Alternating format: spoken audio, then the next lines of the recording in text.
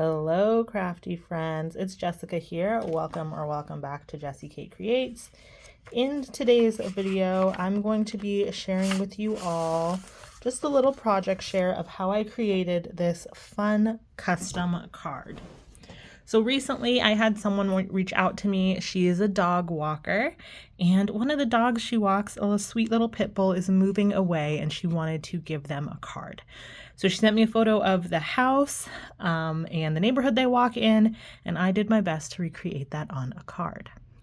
So for this card, the main tool that I used was my Cricut Maker electronic die cutting machine.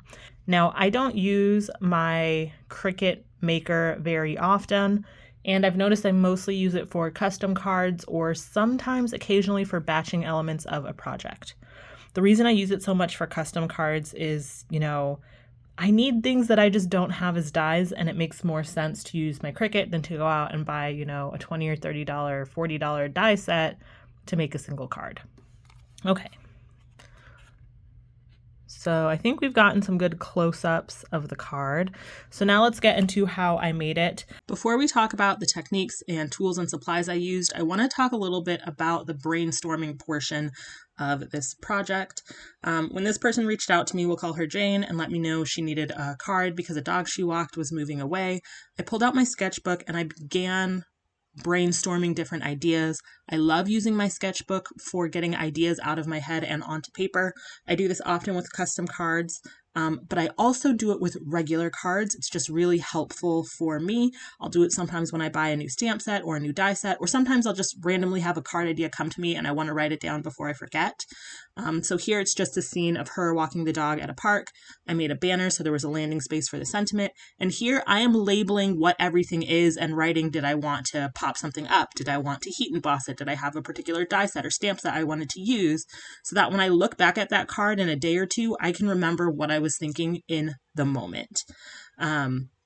Otherwise, sometimes I'll look back at a sketch and be like, what was going on here? What was happening in my brain? So making those little notes is really helpful. This next sketch was a very, similar idea, but instead of walking at a park, they are walking in a neighborhood. These sketches are just for my use. I don't present the sketches to clients when I'm doing custom orders, but I will talk them through it. So I, told her, hey, what if we did a scene where you're walking the dog at a park or in the neighborhood, or maybe a scene where the dog is looking out at you from a window. She told me she liked the idea of them walking the dog in the neighborhood because that is where they normally walk. And she actually sent me a photo of the neighborhood they walk the dog in and a photo of the house. And that was really what I kind of ran with for this card idea. I'm not going to share that photo here because it's not my house and it doesn't seem like a good or safe idea to blast someone else's house on the internet. But once I had that idea for the card, then it was really time to start getting into how am I physically going to turn this into a card. For this card, the majority of the planning for this card took place on the Cricut. I played around with a lot of different images and elements to try and figure out something that I kind of liked and get a general sense of the card. I knew I wanted a house, and I knew I wanted a silhouette of someone walking a dog. So those were the things I found. So let me start with the house because it's probably where I spent the most time on this card. So I cut out the house, and I also cut out I made an offset for it so that I could layer them up together like this. I cut out so many of this house so that I could test a lot of different techniques and mediums and what I wanted to do and just figure out the direction I wanted to go in. This was one of my final testing pieces. Unfortunately, I already threw the other ones away, but I decided to color this in with some markers. So for the siding on the house, I just used a marker and I did straight lines across, and I let them overlap a little bit so that it kind of looked like the siding on a house. I hope the camera is picking that up okay. And then for the roof, to get that texture, I just used an alcohol marker to draw short rectangular marks, and I made sure the sides and the top overlapped so that they'd look like the shingles on a house. Now, when I was doing all of my test coloring, I noticed that every time I colored the roof, it kind of bled into the house, and I wanted to avoid that. So I colored the roof on one of these cutouts, and then I used my scissors to cut it out and just layer it on top. so that I could get some clean edges and I wouldn't have to deal with a marker bleeding. And that's how I did that. For the trim around the windows, or I guess the white part of the windows, I just used some acrylic paint and I just went nice and slow to color everything white. And then for the window trim, I just cut out tiny little strips of black cardstock and glued those down. Now I wanted it to look like the light in the windows was glowing, so I took one of the backer pieces and I just used a pencil to kind of circle where the lights were.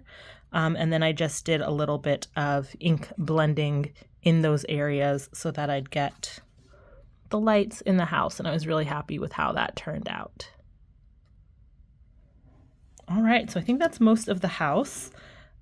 For the girl and the dog, again, I used my Cricut machine to find some images. I found a girl walking a dog, and I just cut it out so that she wasn't walking a dog. It was just her, because the dog she was walking was definitely not a pit bull. And then I found images of a little bulldog, and I cut that out so that I could have my girl walking the dog. And again, I just cut a piece of black cardstock, a little strip, to attach them. Now I did cut out multiples of the girl and the dog so I could stack them together.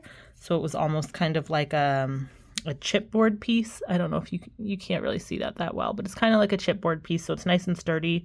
So then I could pop them up onto some foam tape. Now, once this card was done, it wasn't looking bad, but I knew I wanted it to have a little bit more interest in it. And so in order to do that, I decided to make the windows glossy and the girl and the dog glossy. And for that, I used Deco Art Triple Thick. This is what I use pretty much anytime I'm adding a layer of gloss onto a card. I do put it into a small little bottle with a fine tip. This just gives me more control over where it's going on the card, and it made it really easy to get into these little nooks and crannies.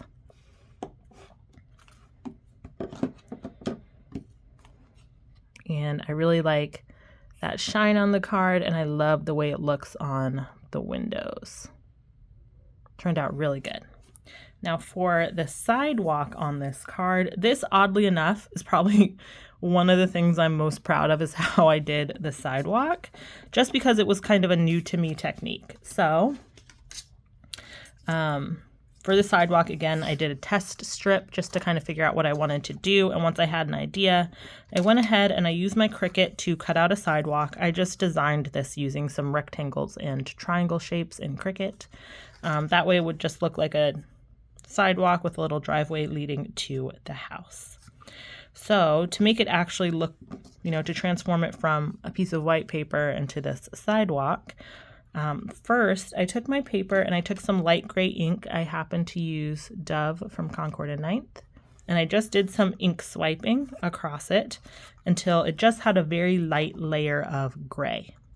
And then I took a scoring board and I made score marks about every 1.5 inches, as you can see here, so that it would look like poured blocks of cement. Once I'd done that, I went back over very lightly with the light gray, and I also did 1 or 2 swipes of a dark gray, just a little bit, but it made, I don't know if you can see the difference here. This was the first sidewalk I attempted to do, and it's really hard to see the indents of the sidewalk. On this one, I feel like you can see them a little bit better, and that's because I went over the top with a little bit of light gray, so there was more contrast between the sidewalk and the little divots in the sidewalk. Once I had that done, everything was gray, but it still needed interest. It needed texture so that it would actually look like a concrete sidewalk. So in order to do that, I took an ink blending tool without the foam attached. So you just have all of the sharp Velcro bits. And y'all, this worked out so well. Literally all I did, I'm going to show you. I dipped down into the ink and then I just made little dot marks. And you see, that added so much texture to it and made it actually look like a sidewalk. I did that with the dark gray, a little bit with the light gray, and it looked good, but I decided it still needed a little bit more interest because, you know, sidewalks are usually kind of stained. They're not perfectly gray. So I also did the same thing with this Stardust ink from Concord and Ninth. It's a nice golden color where I dipped in and then just made my little dots on my paper.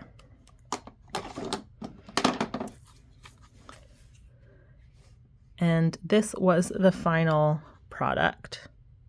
I'm really happy with how that sidewalk turned out, especially since that was a technique I just kind of figured out on my own, looking around at the things I had on my desk, trying to figure out how can I make this work. And that's how I made it work. Lastly, let me go ahead and talk about the background on this card. I did a watercolor background. I mentioned it in another video. I've been enjoying dabbling in watercolor lately. Now, the last card I made was a space-themed card, and if you watched that video, y'all, I was struggling with the watercolor.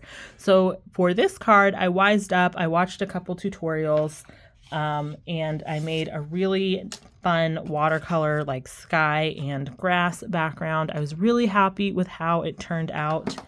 And yeah, that was what I used for the background on this card.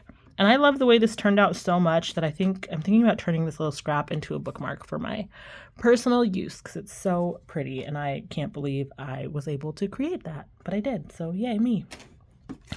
Okay, so that is the front of the card. Oh, I added a little gray mat around it just to help it kind of look more like a framed piece of art almost. I liked the way that looked. And there was a lot of gray in the imagery, so I thought the gray matting layer made sense. Then for the inside of the card, my client let me know what she wanted it to say, and I went ahead and gold foiled that using my Mink machine, and I'm really happy with how that came out. So that is the final card.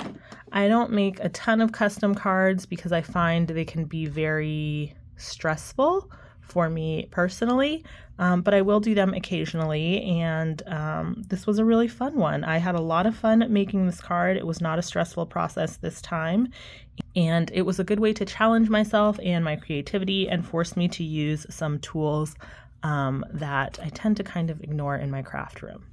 So that is the card. Let me know how you think it turned out in the comments down below the video. If you enjoyed this video, please give it a thumbs up. That helps me so much with YouTube, and it helps other people to find my channel and join our crafty community. And if you want to see all the videos I come out with, then be sure to subscribe to the channel and ring the notification bell. That way you get notified every time I post a new video. Thank you so much for watching, and I will see you in another video soon. Bye!